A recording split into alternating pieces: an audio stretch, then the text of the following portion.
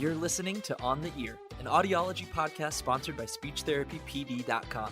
I'm your host, Dr. Dakota Sharp, AUD, CCCA, audiologist, clinical professor, and lifelong learner. While I primarily work with pediatric cochlear implants and hearing aids, I am absolutely intrigued by the many areas of audiology and communication in general. This podcast aims to explore the science of hearing, balance, and communication with a variety of experts in hopes of equipping you to better serve your patients, colleagues, and students.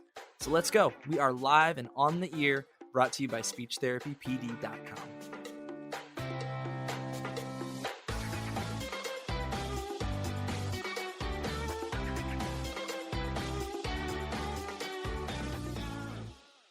So working on an interdisciplinary team can be a fantastic opportunity for clinicians and other professionals to better understand how their field can support and collaborate with others, sometimes with disciplines you never thought you'd work with. I'm hoping Michelle's got some stories there. So even better, interdisciplinary teams overwhelmingly lead to better outcomes for children with complex medical needs. The data continues to show this. And today's guest, she's so great. We're gonna get to her. Today's guest is gonna help us better understand how audiologists and SLPs can contribute to these teams.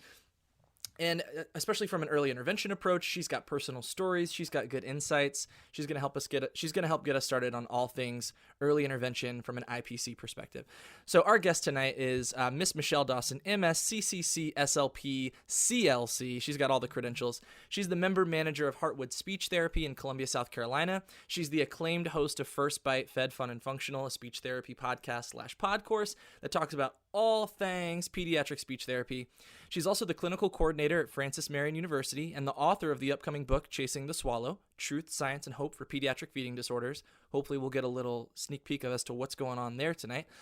She's an accomplished lecturer. She's traveled the nation delivering ASHA-approved CEU courses on best practices, evaluation and treatment of the medically complex infant, toddler, and child with respect to pediatric oropharyngeal dysphagia.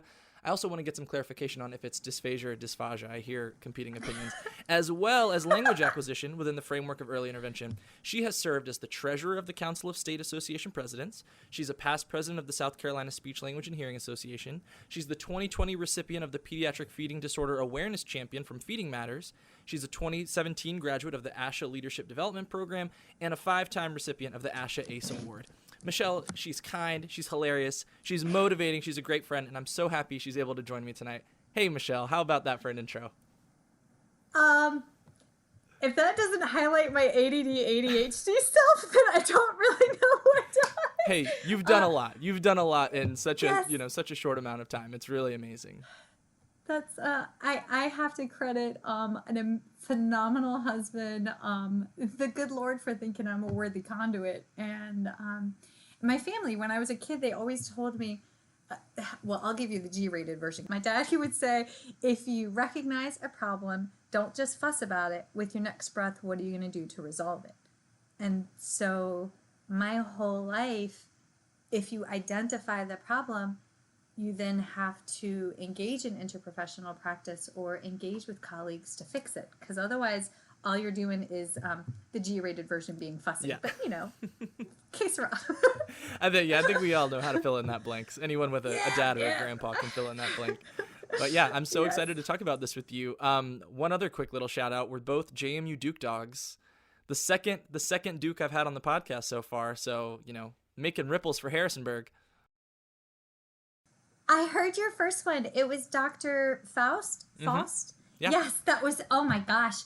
She is amazing. Yeah. Yes. Yeah, that was a really good episode. When she was talking about conditioner being in the girl's hearing aid, I was like, oh, I would not have thought of that. Yes. Yeah. That she's got so many things like that are just like, oh my, it's just eye-opening. Yes. And, clinically, like, they challenge you too to really think about how you're, giving services. So it was awesome. I highly recommend people to go back and check that. Thanks for that shout out. I'll let her know you said hi. Yes, because I think she's awesome. I was like, ooh, yeah, okay. I'll stop fangirling. Awesome. No, it's all good. So why don't we kind of start with, let's kind of like hone in our topic a little bit here. So we're talking about IPC. We're clearly talking about working on a team. And I think what's really interesting is that you have you're an SLP, so clearly your scope of practice is a lot of things, and a lot of pediatric disorders involve the SLP for many aspects, whether it's speech and language, whether it's swallowing, like that's a pretty wide range of things that can be affected. So From your perspective of pediatric feeding and swallowing as your primary expertise, what kind of early intervention teams have you been on? Like, what does that look like in terms of makeup or the kind of patients that you're seeing? Like, what does that team mean to you? Yes. Okay. So that is different hats for different patients. Okay. Okay. So I think the best way to work through this is if we were to go through a couple of different case examples. Sure. Would that be, Yeah, I think that's great. Perfect. Okay. So in the world of early intervention, SLPs tend to, one, be frowned upon, and two, get very limited access to medical information. So true early intervention is for birth to 3. However, the concept of routines-based early intervention, where we're going in and we're doing activities based on the family's daily routines, which is at the core of what we should be doing within early intervention, that can carry up through early elementary school, all right? On the grounds that a child, if they have an artic phonology delay or impairment, especially as in like my own Theodore, Bear had a significant language delay. He still has some regular past tense verb issues. That's all secondary to his hearing loss because he didn't hear until he was 2 and change. So the routine for him is language, speech, sound acquisition as it correlates to emergent reading, right? Emergent literacy, emergent reading. Can you tell I'm the swallowing person, not the literacy person? But that team looks very different. But the concept for routine space is the same. It's still literacy for a kindergartner is part of their daily routine. The SLP can collaborate for speech-sound correspondence versus the routine for a 2-year-old is initial word acquisition, right? And wanting their favorite cookie, or they want a different cup, or they want to go outside and play, right? Within the framework of RBI, when we're doing normal routines, there's some great resources out there. I would highly recommend Anything You Can by Dr. Juliana Woods. She is a clinical researcher out of, I can't remember which university in Florida. She's brilliant. The woman's brilliant. She's putting forth some of the most profound, I mean, it is fundamentally shaping the world of early intervention. And you can find some of her resources available if you Google the Florida early intervention system. It pops right up and even has videos, examples of what an SLP does right there. Okay, so give credit where it's due. Also, I love Carrie Ebert. She is amazing. She's a speech pathologist that focuses on early intervention, routine space. She's also a breast cancer survivor and a mommy of a 17-year-old with autism.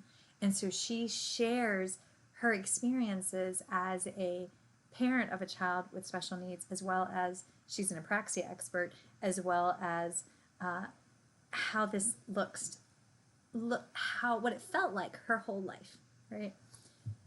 So kind of some big picture framework for RBI, which will hone in on the IPP team, okay? When a child gets referred for early intervention, each state has certain disorders or diseases that are considered automatic qualifiers, okay? A genetic condition such as Down syndrome, I have a little one that has Wolf-Hirschhorn, Rubenstein-Tavy. Those genetic conditions are automatic qualifiers for RBI, or for early intervention. And then you have they qualify, but you have to advocate a little more. They have to have a deficit to a certain level, and that can be a little tricky. Now, hearing loss is actually an automatic qualifier. However, Bear's audiologist did not know that hearing loss was an automatic qualifier for early intervention. And at the time, I was not thinking as an SLP, and we went 6 months without services before one of your colleagues mentioned to me, Michelle, how come you haven't gotten him in EI? I was like, what? Duh! Statement of obvious. But I mean, I was going through multiple surgeries with him to get him to the point that he could hear and in that zone.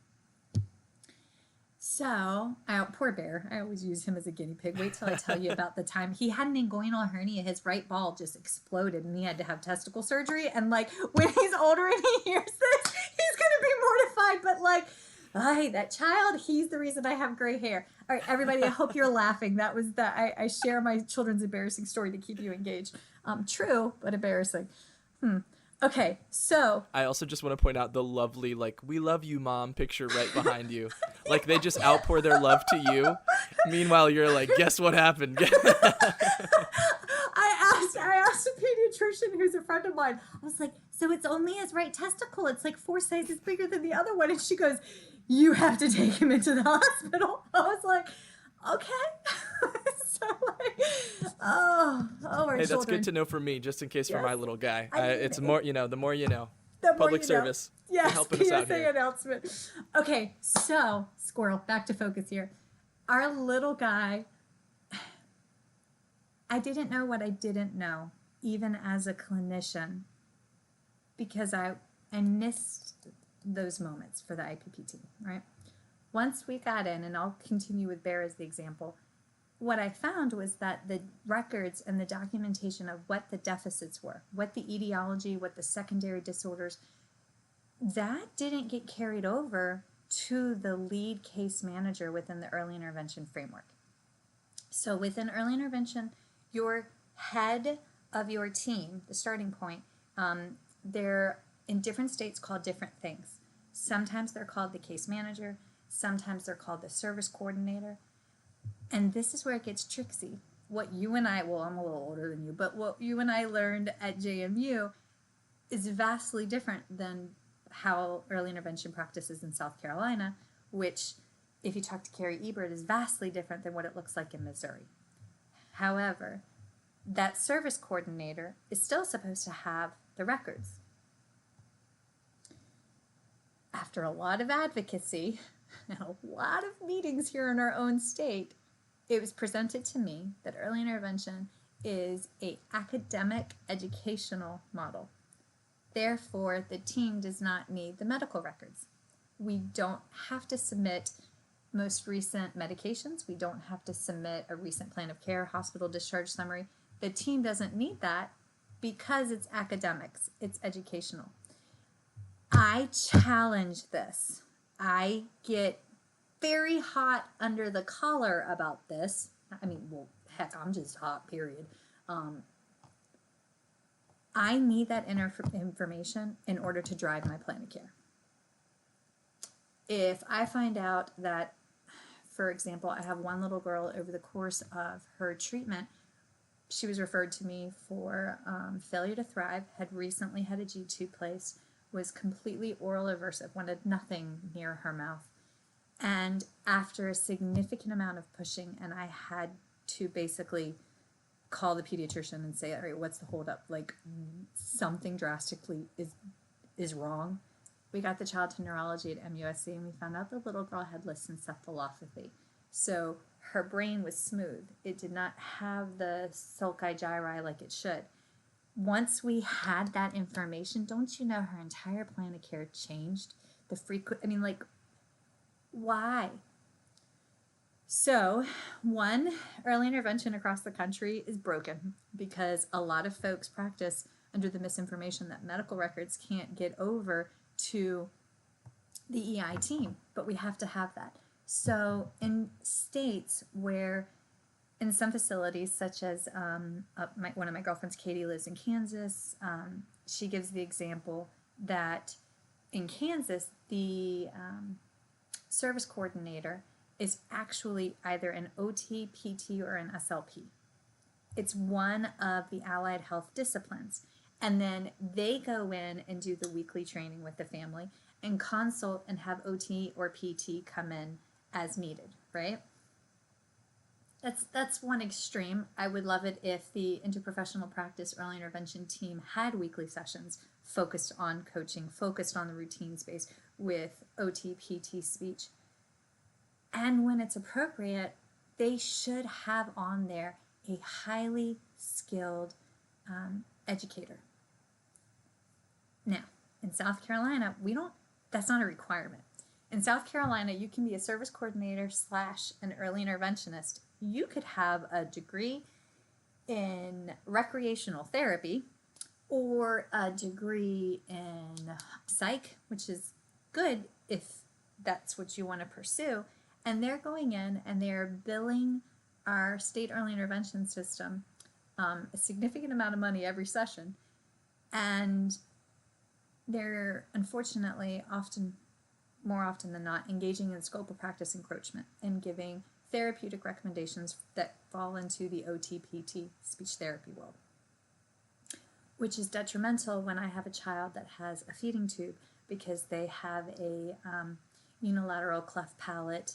I'm thinking of one little girl in particular. She had Pierre-Robin sequence, so she had a massive U-shaped cleft, and it was basically the whole palate was gone, right? She had a feeding tube, she also had bilateral hearing loss, which falls in your world.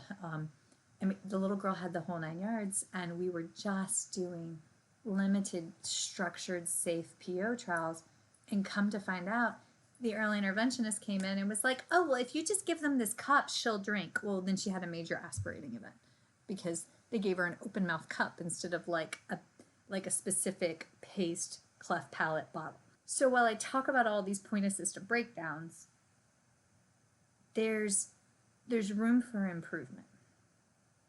And so anybody that's listening, if you're part of an interprofessional practice team, if you're part of the early intervention system, and you feel that you are witnessing scope of practice encroachment, or you feel that you need those medical records and you're not getting them, you can work to resolve that.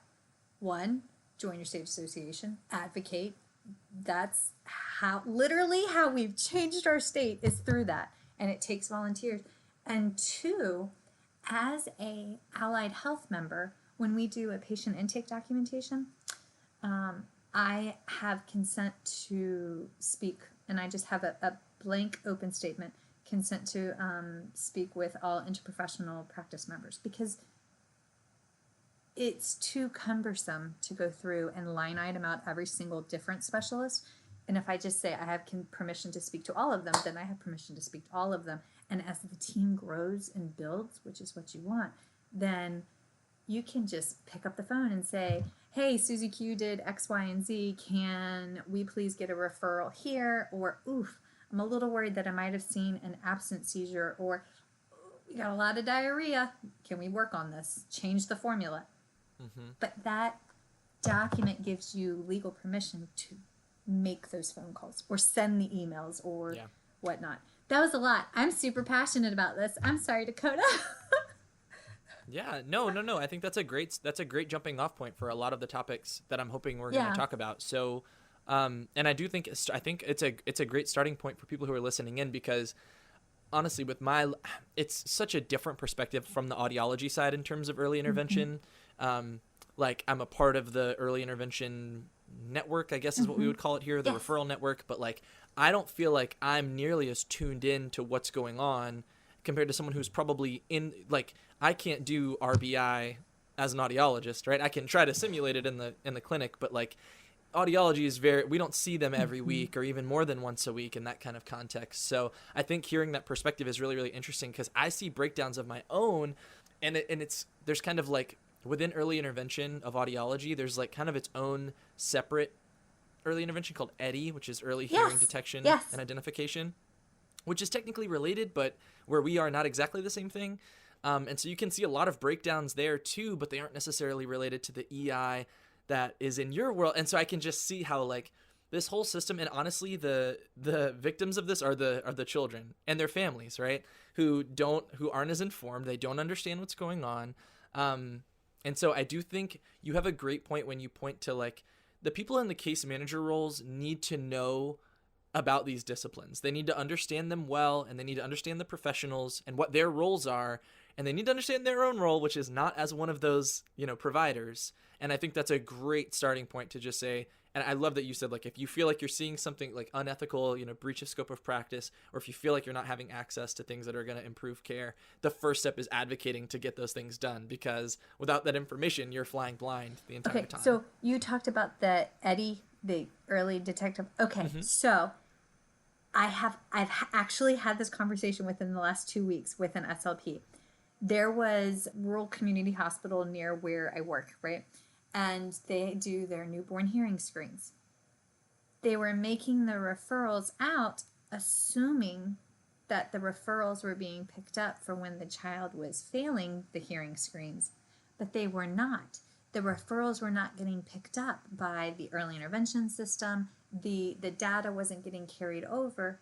So one of the first process improvement steps is, after you make the referral, ensure that the referral has been received and that it's it is a non-billable activity. And I assume audiologists are under the gun for productivity like SLPs are.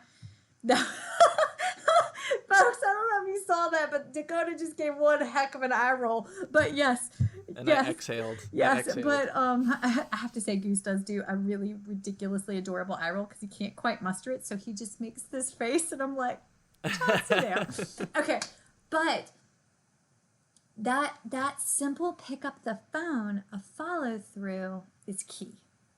Okay, so you asked the question, what are some interprofessional practice teams and what do they look like, right? Yeah, like what are some of the roles that you see? So we've already mentioned kind of OT, PT, SLPs, obviously, for some of the reasons we've listed. What other disciplines have kind of like crept into the teams you've seen? Yes. Okay, so in the home health setting, when we're going into the patient's homes, we see OT, PT, speech, as indicated, teachers for the deaf and blind. That's been, South Carolina School for the Deaf and the Blind, they have one or two, Susan Anepo. Susan Anepo has bright red hair, a laugh that just warms your insides, and she is a highly skilled teacher for cortical vision impairments. She filled my cup. She was one of my first mentors when I moved to South Carolina. And I did not, well, I mean, when you graduate and you're like a year or two out into your profession and you're like, I know all the things. Let me tell you what, y'all, if you're listening, you're 2 or 3 years out, you don't know diddly. I am like 15 years out and still think, oh my God, I don't know diddly, and I have so much more to learn. But Susan Anepo caught me at that moment in time and was like, let me teach you the primary colors, red, blue, yellow. I was like, yeah, I know those are primary colors. She goes, honey, listen to what I'm saying. And I was like, oh, this is a come to Jesus moment. I need to be quiet now. She was like, for a child that has a cortical vision impairment, they're not always diagnosed at the time of discharge from the hospital.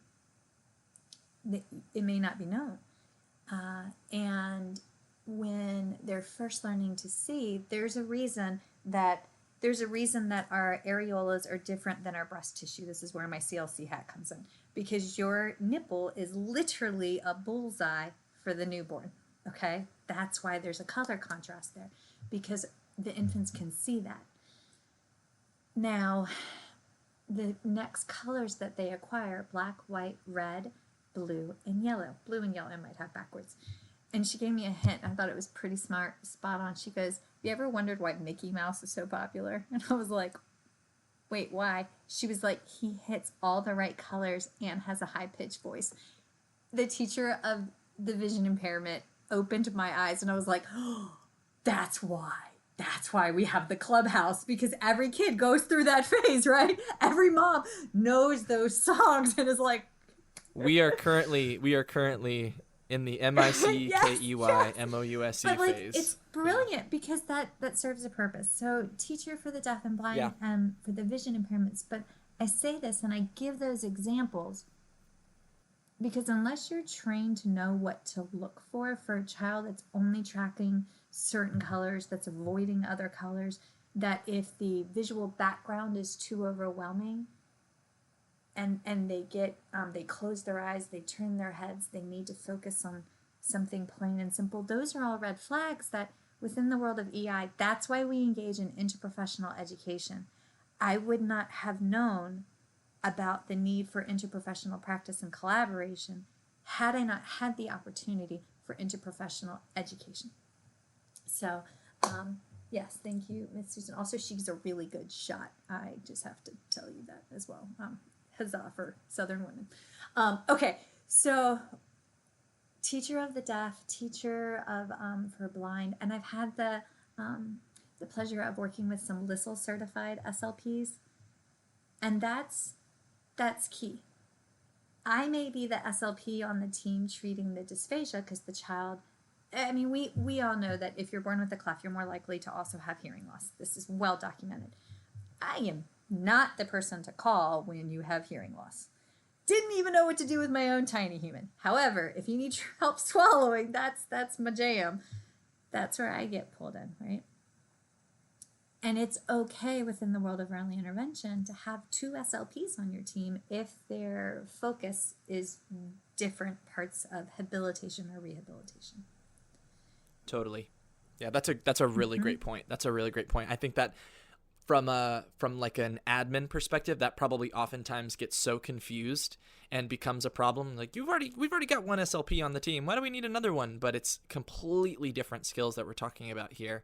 Yeah, and a LISL's, an AVT is a critical part of the audiology early intervention team. I feel like this kind of team approach that you're experiencing, I don't have as much experience with, because mine is really like most of the children born with like a congenital hearing loss don't have additional comorbidities, swallowing things. It does happen, but it's not as often. So usually I'm thinking of our team as like the audiologist, the AVT, the ENT if we're going to be like having to do medical things from that perspective, then probably like a teacher of the deaf or someone in that kind of capacity, like a parent educator, and then like the parent themselves. But I'm just so interested to hear how just because the complexity of the medical needs that you see, it just involves so many different disciplines that you have to maintain good rapport with. And like within the world of speech pathologists, we all have our different sub areas of focus, right? Like our what it is that we want to treat. That's the same within the world of GI. That's the same within the world of neurology. I mean, so I hear ENTs. I love one ENT in town. The man is a blessing to all those that cross his path. He's also the dad of a grown man with special needs, so he gets it very deep. And what I end up seeing is that a lot of people, yes, we have all of those IPP team members that are there in the home once a week, or we're now Skyping or Zooming in once a week, right? We also have to focus on who is your feeding clinic team, who's your specialty clinic team, and who are your medical teams, right? That they may not see weekly, but they're on speed dial. So in my world, when I have a child that I need secondary consultation on, I send out to one of my former students who's now an adult and the head of the feeding clinic down at MUSC, and it makes my heart proud. I will pick up the phone and say, hey, I have a referral coming. I can engage in continuity of care because referral is sent. I have signatures.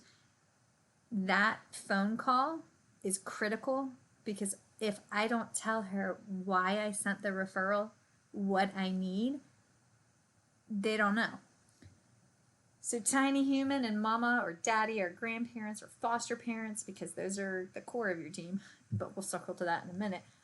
They show up at the clinic, the specialty clinic, whether it be a velopharyngeal insufficiency clinic, a craniofacial clinic, a GI clinic. I mean, there's a list of clinics that SLPs can refer to. And when you go to a clinic at a major children's hospital, at a major facility, you can anticipate seeing another layer of interprofessional practice happening.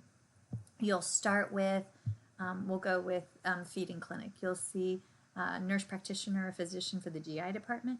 You may see an allergist. You may see an ENT because of aerodigestive dysphagia. You will definitely see an SLP, and you'll definitely see a registered dietitian, but you may also see an OT.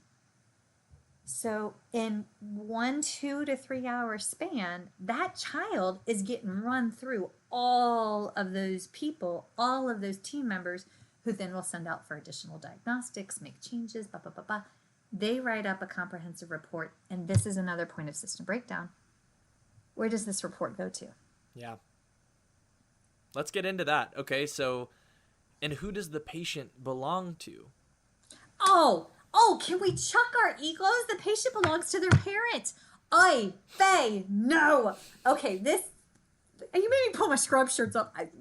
Dakota, I literally walked in the door from seeing a late patient because we had a breakthrough. The tiny human had a massive breakthrough on his AAC device, so we ran over because it was joy and we were combining 3-word utterances. So I came in, but now scrubs up.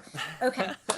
So I think it comes back to your point about EI, like some programs or that kind of being a thing that's been changing in the past where they're more willing to share information and data. And I think just as a jumping off point of this question, I feel like the EI program should be the hub, right, of that information, right? Whether they have their own EMR or not, like the data goes there and then it should get to the rest of the team. But like, what does that actually look like in practice?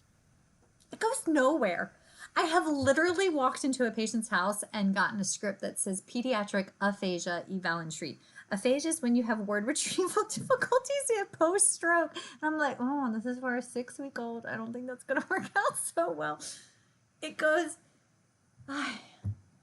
nowhere. So in South Carolina, for example, we have a computer system called Bridges. And Bridges is it is not an EMR. We bill through it.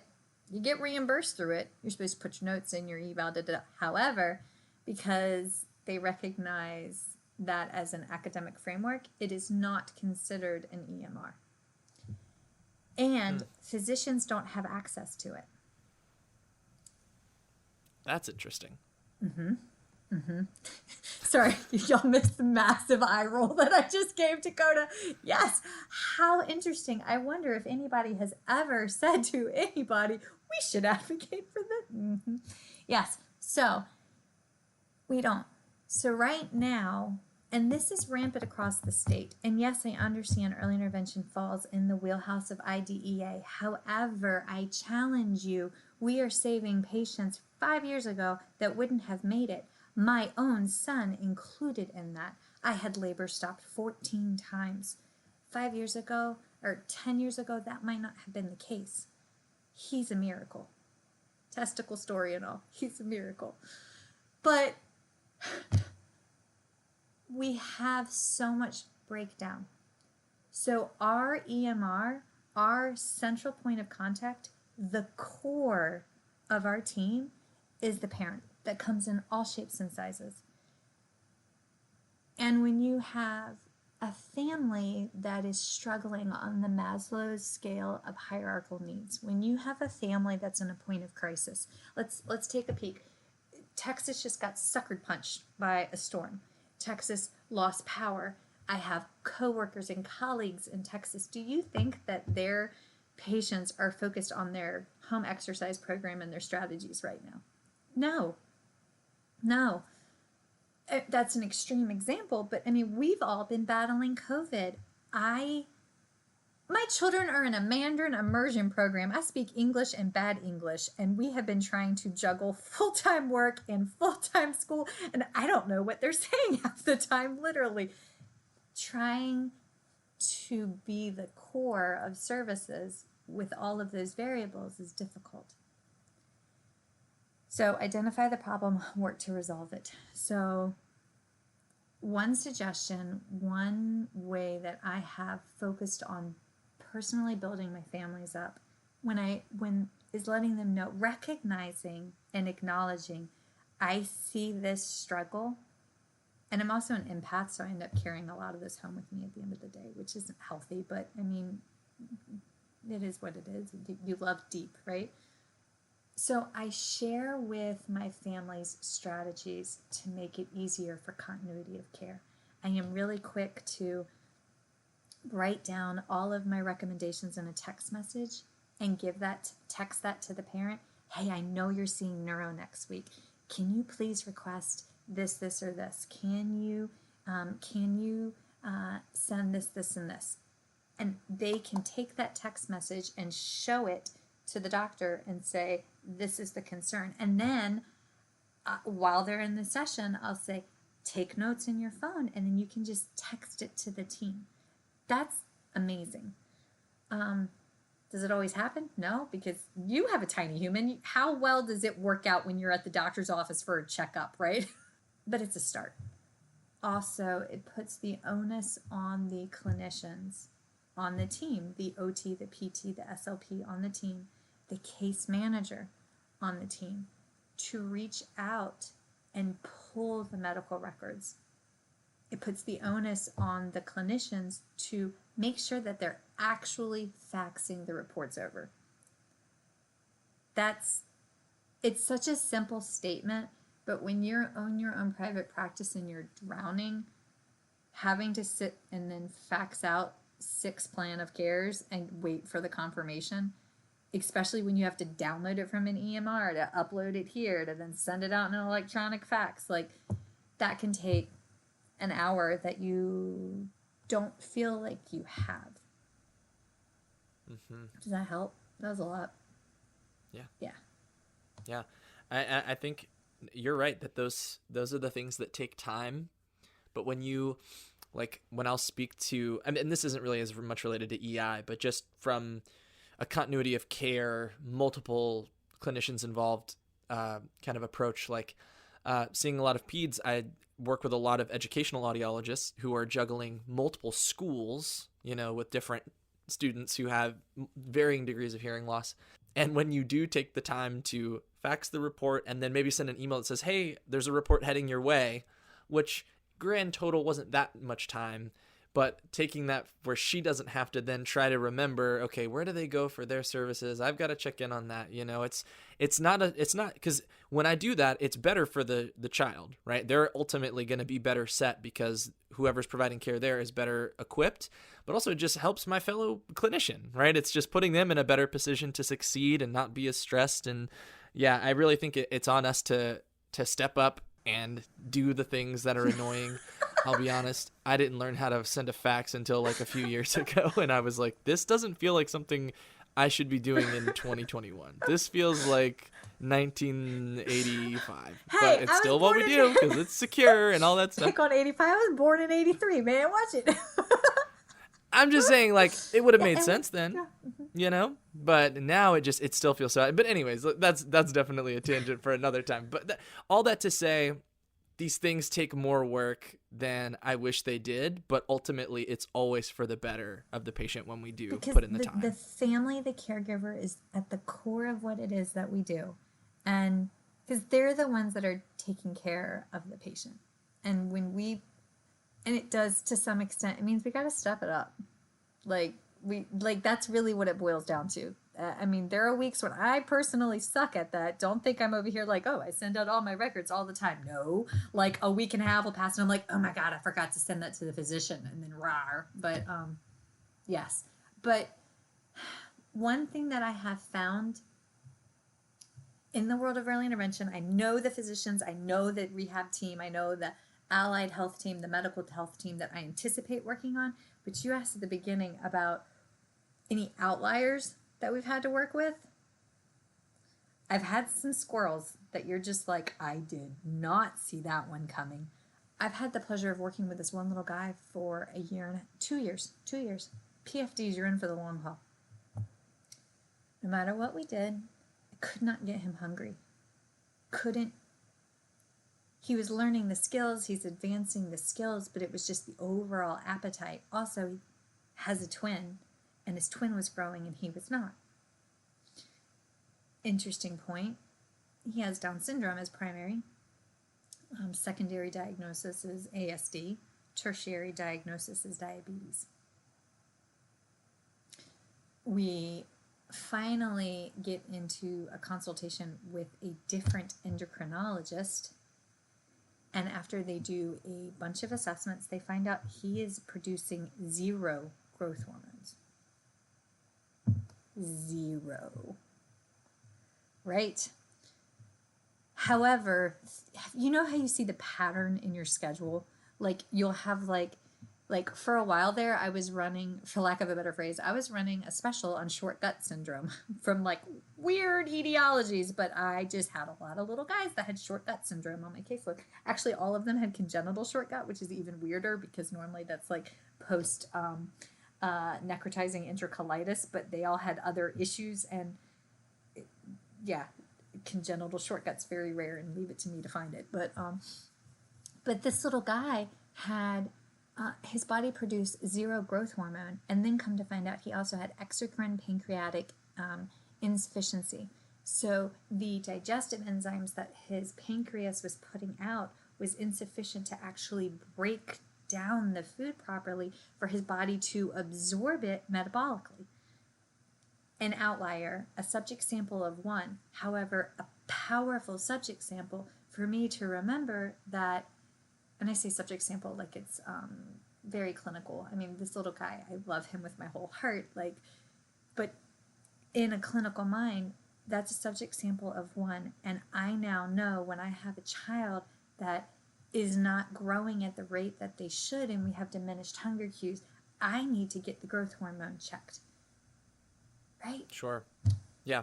It's that IPE Yes. foundation that makes this All work. all Yes. work. And being teachable. Yeah. That is, SLPs, we are sometimes mean girls. Let's call it. I mean, like, really truthfully, you went to JMU. Like, this is... No, I would never speak ill of my SLP buddies from JMU. Well, I mean... If you're listening, I still love you. Okay, an SLP, you can hear the SLP coming down the hallway because they're wearing heels and wearing pearls, right? And that might be true. But sometimes women are mean, and we like to think that we know it all. We like to think that, like, I don't need interprofessional education. I got this. Honey, you ain't got nothing. Be teachable. Be humble. Because it's in those moments when you're receptive enough for learning that you're going to figure out who else you need to bring onto this team to see your patient successful. And it could be an endocrinologist. I mean, I've had neurosurgeon pulled in after we found out that the child actually had spina bifida occlusa and was not. This was interesting. The child had velopharyngeal insufficiency, and I got the referral for a VPI diagnosis. And it was from my girlfriend, Melissa. I was like, Melissa, I don't do artic phonology. She goes, no, this kid needs you. And I was like, I don't remember how to make a K sound or how to teach how to make a K sound. So she crash coursed me on how to cue phonology. And then I got this adorable little guy who wasn't big as a minute, and he was 3.5, and they were doing all sorts of posterior pharyngeal wall surgery. It's a certain procedure where you like put injections in to actually create a posterior pharyngeal wall and velum occlusion. Anyways, long story short, we're laying on the ground with his mom, him, and me. We're all laying on our backs going to teach the tongue to fall posteriorly to occlude to make the sound. And I go, all right. And then I sat back up and I popped up. He couldn't sit up. He had to turtle to both sides because he didn't have the core strength to just sit right up. This is atypical. This is not normal. When you learn about from occupational and physical therapy, there's cetocophytal and proximal distal learning. I can't remember what the technical term is, but you learn core from head to toe and core from your extremities. The fact that his core was the complicated piece, this is atypical. So I keep talking to mom. The kid has no appetite. Great skills with a bolus, but zero appetite. That's why they sent the kid to me. And I'm like, something doesn't add up. Something doesn't add up. And mom mentioned in passing that when the baby was 20 weeks old, there was a shadow. You know when they do like the 20-week ultrasound? There was a shadow, but they had ruled out spina bifida.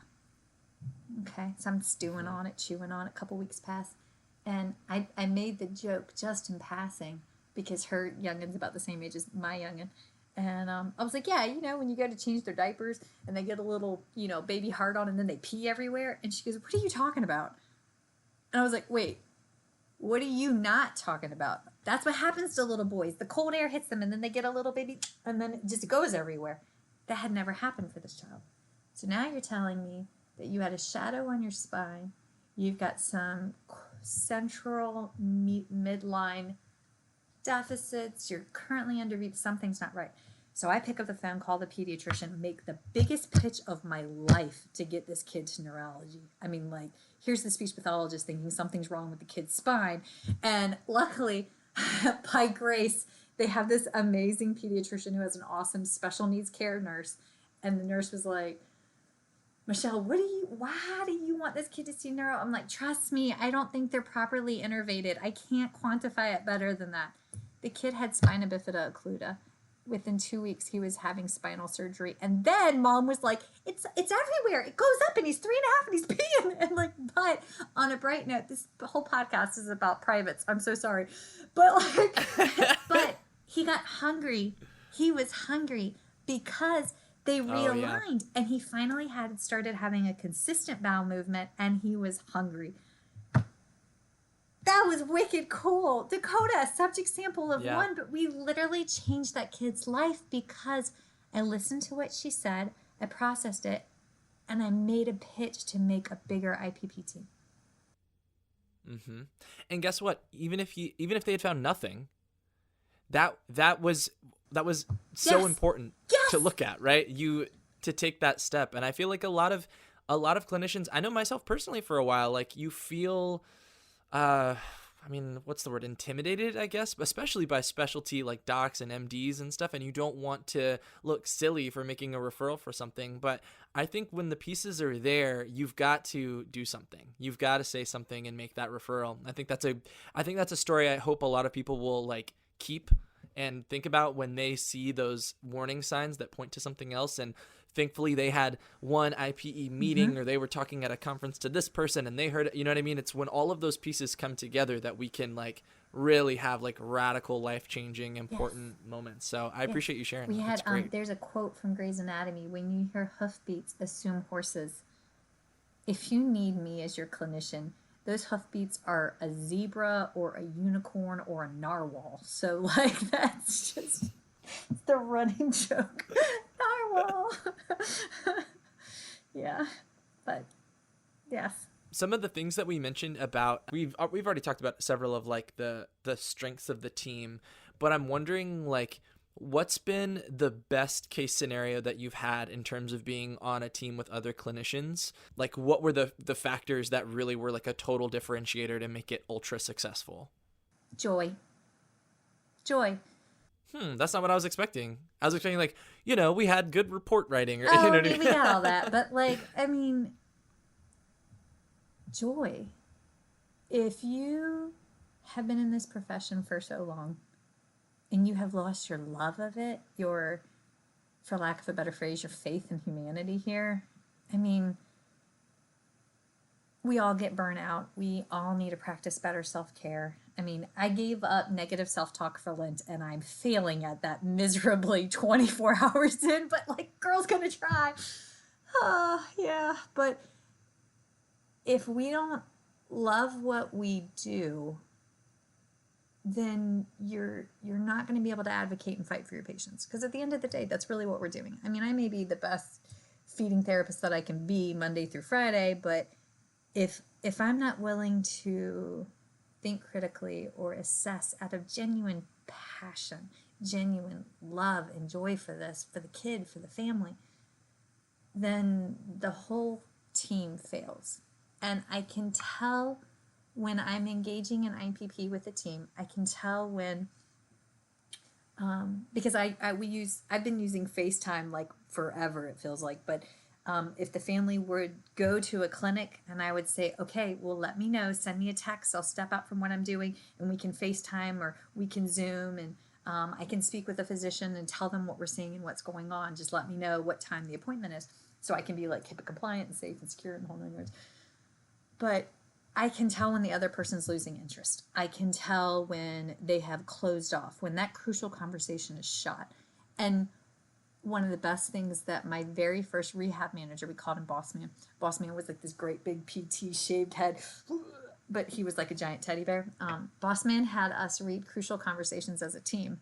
And I was like, why do I have to, I was a CF. I was like, why the bloody you know what do I have to read a book? I just graduated. I know everything. I was an idiot, but like whatever. We read the book, and it was all about how to recognize body language. If somebody's running hot, you need to be a little bit cooler to try to get them to a midline, and vice versa. That was fundamental to me as a clinician, because I've taken that and grown it, nurtured that skill over the years. And now when I'm engaging in interprofessional collaboration and I see the other people have checked out, they're done, I start wondering, what's their baggage? What's their story? What's their hurt? I mean, this is my empath self coming in, but why are they disassociated to this particular patient in case?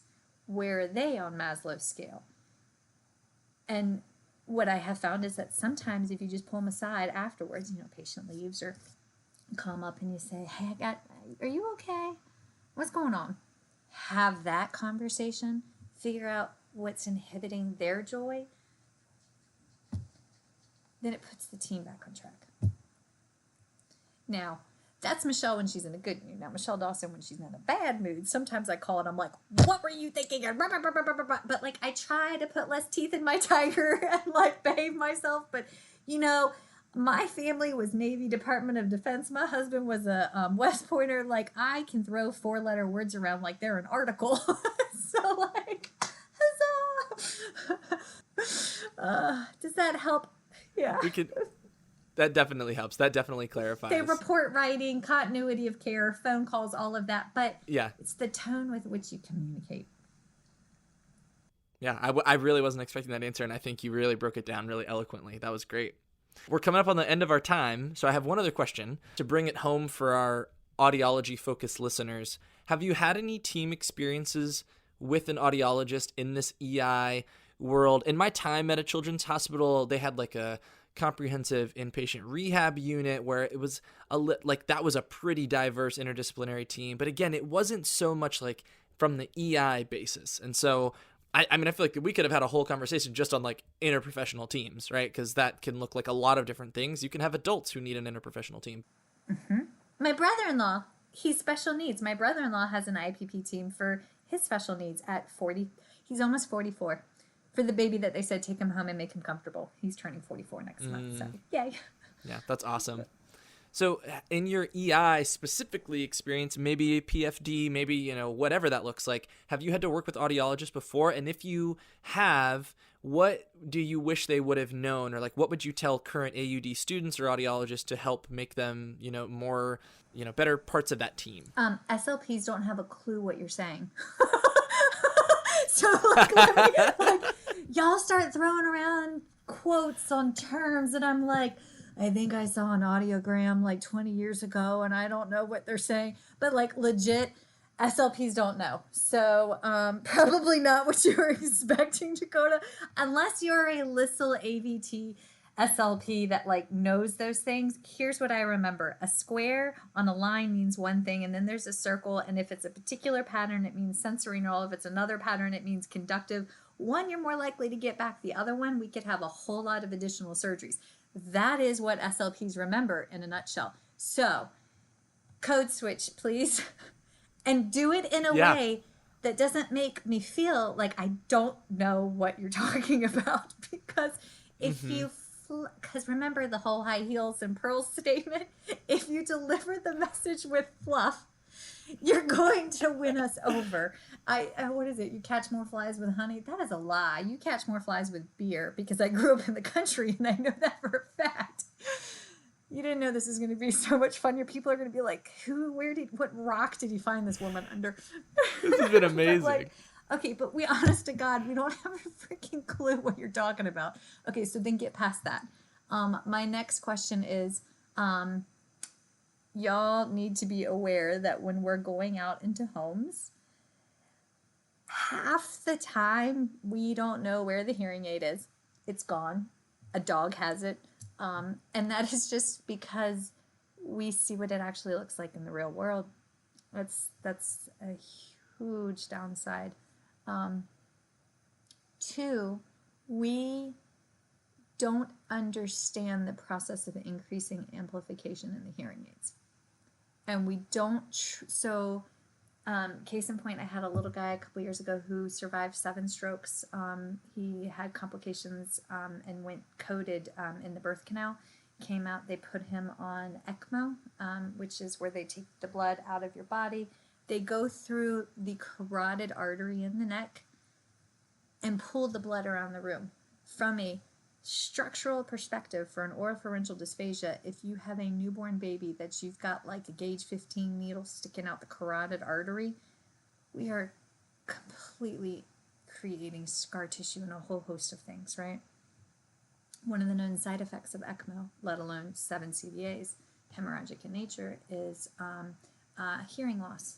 And sure enough, he had hearing loss on the side of his neck where they did the ECMO to save his life. So mom would explain to me, and I got called in for the PFD part. We were on the wait list for a LISL person. But I mean, I worked with the family off and on for 4 years. We'd plateau, then have regression. And that's the nature of PFD. That's the nature of oropharyngeal dysphagia. Mom would explain to me that like the amplification was going up. They were increasing it by this, and I didn't understand. I assume once you turn on the hearing aid, you turn it on and they can like hear the sounds. But she was explaining in detail, and she did a really good job. She was a great historian and an advocate. But I didn't understand when she first presented, I mean, at first that the target was this, but that his sensory processing disorder inhibited them from going from here to here with amplification, and they were having to increase it. Meanwhile, he was also doing the same with his glasses because he needed this prescription strength, but they couldn't do that because it was too much for his brain because he was neurologically rewiring. So SLPs don't know these things, and human nature, people are afraid to ask, let another think that they don't know, right? Lest somebody think poorly of them. So I'm trying to think what else we, reach out to us, have us come in and participate. I had a horrible experience with Bear where his first audiologist perforated his eardrum trying to do a tympanogram, and blood came out of his ear, and they proceeded to tell me that my child had some behavioral issues. That conversation, that brought out not pleasant Michelle in a whole lot of ways, which is how I found your lovely Beth. So, I mean, big picture, like we met and I got to see what best practice looks like trying to do an assessment on a kid. And actually his very first hearing test that he passed was at your clinic. I don't know if you knew that. That was goosebump worthy, like, after repeated failure. But yeah. Did that help what SLPs truly don't know? Yeah, definitely. I love how specific that was. That was really good feedback. I think I always, when I ask questions like that, I always am hoping for something that's a little bit more like practical things you can do, and that hit the nail right on the head. So I really appreciate that. And I think that code switching is something we struggle with.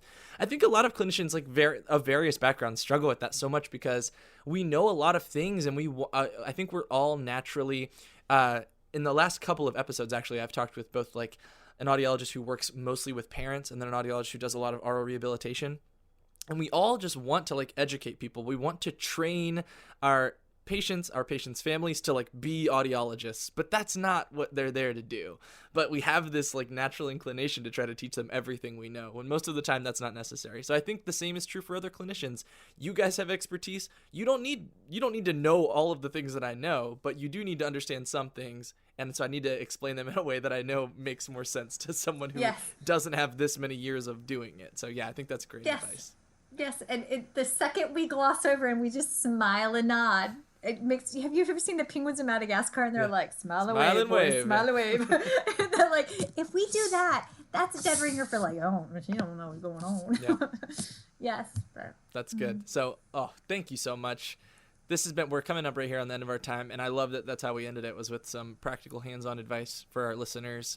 And I feel like we're kind of just scratching the surface, so hopefully we'll be able to continue. Maybe we could add in another professional from like a PT or OT perspective and just kind of do like a... Dylan Hartley. Yes, I know there's an amazing OT, Dylan Hartley, who's phenomenal. He would be, and he talks about polyvagal theory and trauma, and how to engage with families that have had trauma. And that would be, squirrel excitement. I would recommend him. Yeah, that would be really cool. But yeah, Michelle, thank you for coming on. It's just been so awesome to talk with you. You're such a joy. You're hilarious. Your stories are both like heartwarming and gut busting. But we need that, darling. You need to hear it all. Yeah. Because otherwise you won't be able to truly grasp the gravity of the situation. Yeah. Yep. Before we go, I know you've got your book that's kind of like on its way to the presses, I guess. It's kind of been, it's almost ready to go. Where else can people find you? Tell us about First Bite. Tell us about your book. First Bite, Fed, Fun, Functional, First Bite Speech Therapy Podcast. It was the first podcast in the world that counted for ASH's CEUs, and we are 136 episodes deep. It is all things interprofessional education and interprofessional practice. So once every 4 episodes, my partner in crime, Erin Forward, her and I co-host, and then the next 3 are me interviewing basically whatever tickles my fancies or has royally made me mad and I want to fix something. That's who we interview to make the world a better place. And you can find that on all the major places like Stitcher, Spotify, Apple Podcast. The book is called Chasing the Swallow: The Truth, Science, and Hope for Pediatric Feeding Disorders. And the entire book, 2 years deep. It's been a labor of love. It should be out by my birthday on March 10th. Wow. That's a fantastic way to start turning 38. But the whole book takes a peek at interprofessional practice and every discipline that a child could encounter or engage with along their pediatric feeding disorder journey. And the truth is a vignette, a moment, a case, the sciences, the history of that profession, what their education, their training, what tests they run, what diagnoses they can give. And the hope is how engaging with that professional helped or aided that case study. And so every chapter is a case study according to engaging with that professional. And the drawings are really pretty. It sounds amazing. I cannot wait to read that. I'm so excited. I didn't know it was coming so soon. I know that it was kind of just being finished up, so that's really soon. That's amazing. I know. I have an anxiety attack pending. We're fine. Okay, but you can find us at First Bite and at Chasing the Swallow on Instagram and First Bite on Facebook. And then I think my Instagram handle is at Michelle Dawson SLP, but I don't know. A friend does the things and I thumbs up. Well, that's awesome. Thank you so much, Michelle. This has been such an awesome conversation. I can't wait to talk to you again soon. But again, thank you so much for coming out. Hey, thanks for coming out and mentoring my students last Friday. They loved it. It's my pleasure. And that's all for today. Thank you so much for listening, subscribing, and rating. This podcast is part of an audio course offered for continuing education through Speech Therapy PD. Check out the website if you'd like to learn more about the CEU opportunities available for this episode, as well as archived episodes. Just head to speechtherapypd.com/ear. That's speechtherapypd.com/EAR.